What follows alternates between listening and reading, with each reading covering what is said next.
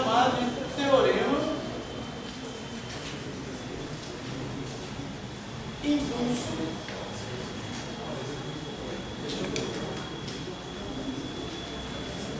momento linear.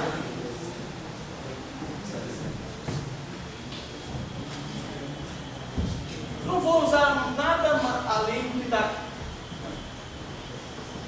Eu só vou redefinir o negócio, que é o seguinte, olha só. Vou pegar a equação de Newton.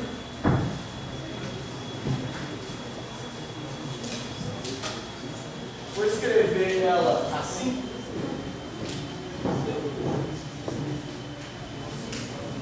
Ok? Se do lado de cá é função do tempo, do lado de cá também tem que ser. Tá? Aqui pode não deixar explícito, mas aqui é. Como isso aqui é derivado, eu posso pegar esse dt, jogar para o lado de lá. Tá? E aí eu tenho, olha, a variação do momento, ela é igual ao produto da força resultante vezes um intervalo de tempo. Tá bom. Eu vou jogar isso para cá. Tá? Isso aqui é um teorema. Agora, se eu integrar aqui e integrar aqui, qual que é a integral de dp? Vou botar aqui, sei lá, de um tempo 1 até um tempo 2. Isso aqui seria no momento um P1 até um P2, né? A variação. Então eu tenho P2 menos P1, que é a variação do momento, é igual a integral de T1 até T2 da força resultante dt. Essa quantidade, a integral da força no intervalo de tempo, isso aqui é definido como o impulso. O impulso que a partícula ganhou. Tá? É como se eu estivesse falando o seguinte, olha, quando eu jogo esse negócio para cima, depois que ele sai da minha mão, ele está sobre somente a ação da força da gravidade. Mas enquanto ele está em contato com minha mão está dando um impulso para ele, que é uma força que atua durante um curto intervalo de tempo. E aí depois que essa força atuou, ela faz o quê? Variou o momento dela, porque inicialmente ela estava parada, é isso aqui, ó, né? Inicialmente ela está parada, na hora que eu dei um impulso, eu transferi uma força durante um intervalo de tempo que fez variar o momento. E no fundo, variar o momento quer dizer o quê? Ele andou. Certo? Se a massa é constante, a massa desse negócio não mudou, até mudou, né? Caiu um monte de pó aqui. Mas a massa, em princípio, não mudou, então variou a velocidade. Esse cara mudou. Tá? E por que isso aqui chama, o nome disso é? Professor. Oi? É de ter um. Oi? Aqui é integral. É integral. E aí é muito útil em vários casos, você falar assim, olha, então no fundo a variação do momento, que é isso aqui, é igual ao impulso. Eu estou usando a letra J, tem alguns livros que usam a letra I, de I para impulso. Eu não quis usar a letra I também, porque o próximo capítulo a gente usa I para momento de inércia, aí fica faltando um monte de letra, fica misturando. I é o que mesmo? Aí eu prefiro usar J para impulso, tá? Tem alguns, acho que esse nosso livro aí usa J. Tá? Então, a variação do momento é o impulso que a força ganhou, que a partícula ganhou. E o impulso é a integral da força T1 a T2. Tá bom. Como isso é integral da força,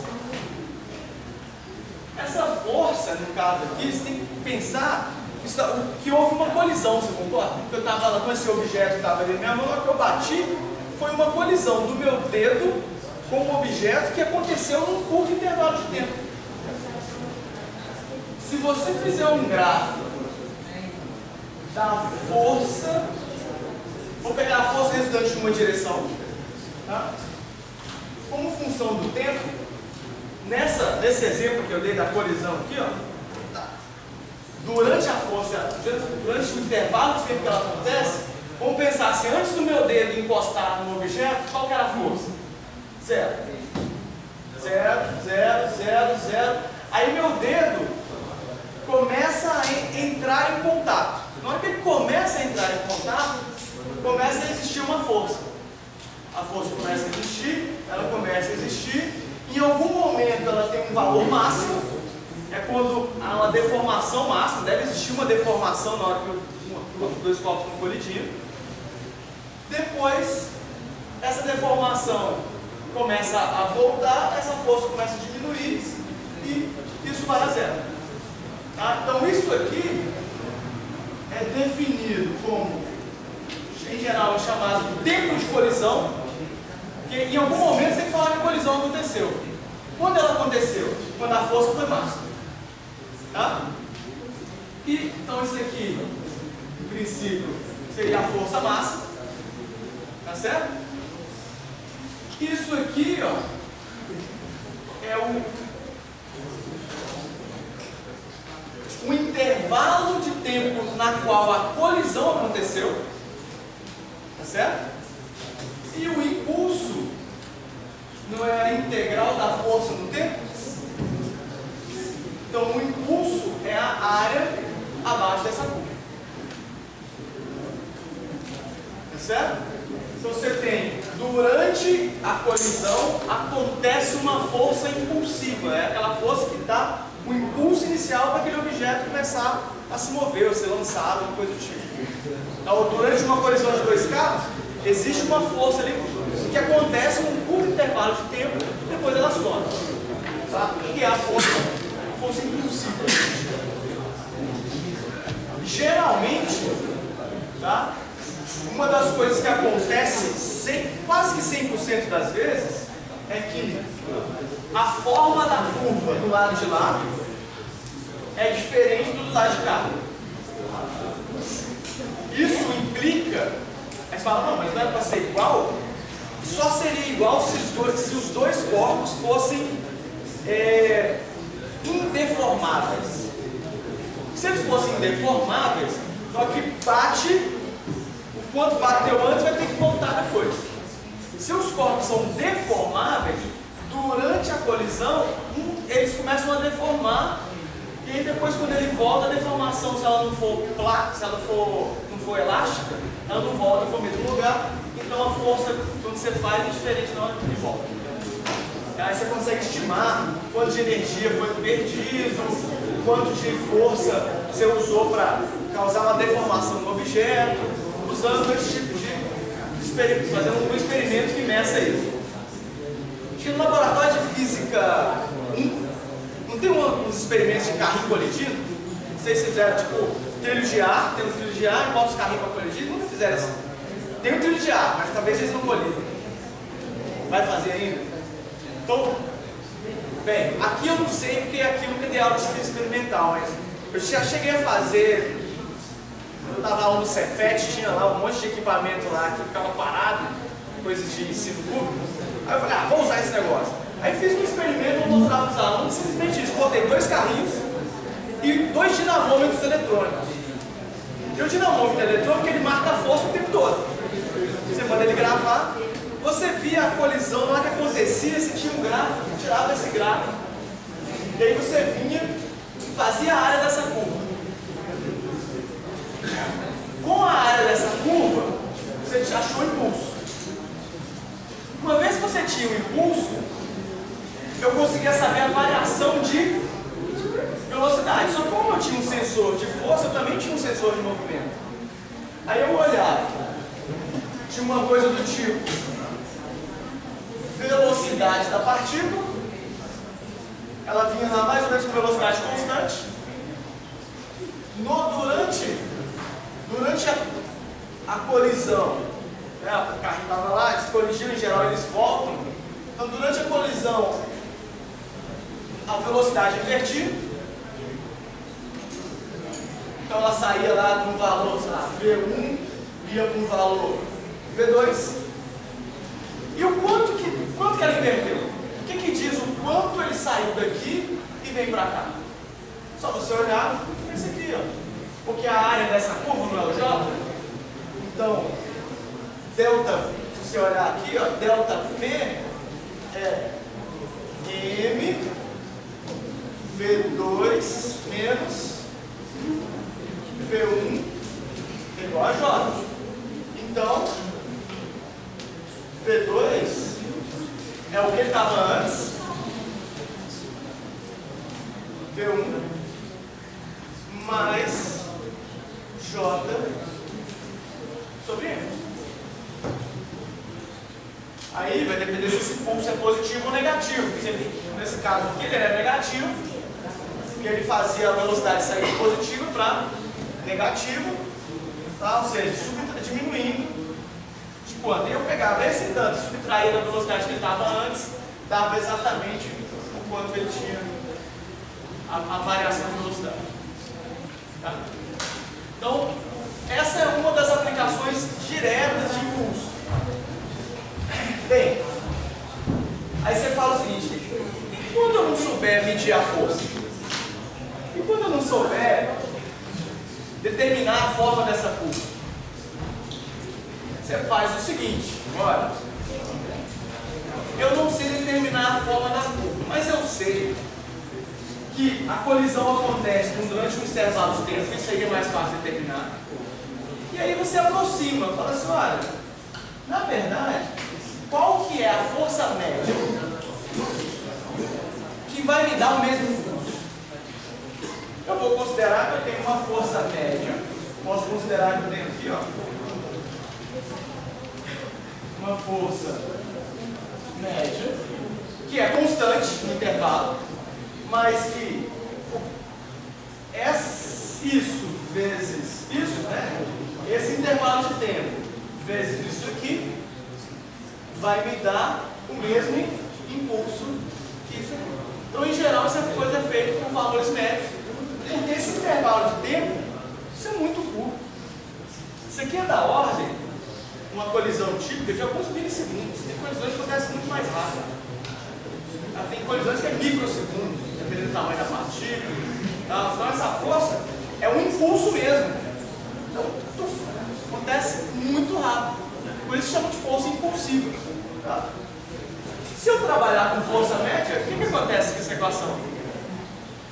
Se a força resultante agora dá mais no tempo, para um valor médio, simplesmente a integral, você tem que o J vai ser integral de uma força média, dt, de T1 a T2, a força média é constante agora, sai da integral. Então isso dá a força média vezes um intervalo de tempo.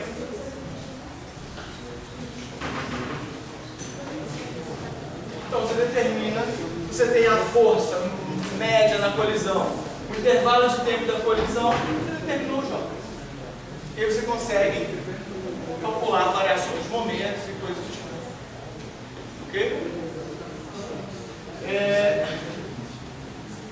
Então, beleza. Isso.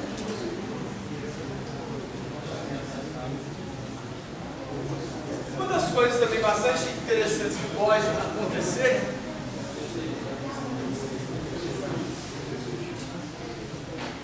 é, só para discutir um pouco mais sobre essa questão da força do J, você pode ter vários tipos de força, né, de colisões. Existem corpos que vão colidir durante um curto intervalo de tempo.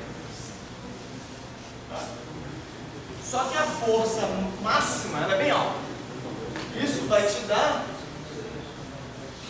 um determinado valor de J, que é a área abaixo dessa curva. Só que você pode ter uma mesma variação de momento associada com uma colisão que é assim.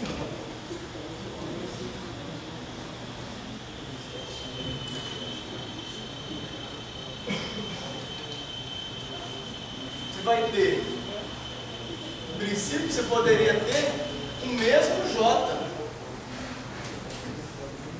porém é uma força que atua durante muito mais tempo. Então o efeito líquido dessas duas forças, no momento, seria o mesmo, porque o J é o mesmo. Quanto de momento ele transferiu para a colisão é o mesmo. Porém, a forma da força é completamente diferente. Durante a atuação dela. É como se estivesse fazendo isso aqui, né? Empurra, empurra, e começa a andar. Seria essa aqui, depois eu tiro o dedo. Essa aqui não, é o peteleco bem rápido. Tá? Então existem vários tipos de interações que vão ter comportamentos diferentes. Ok? Isso aqui é só para discutir. Isso aqui é força curta, né? Força muito forte em curto intervalo de tempo. Força fraca, porém com um longo intervalo de tempo. Pode ser que duas forças completamente diferentes gerem a mesma variação de momento. Tá? Só para discutir coisas que podem acontecer.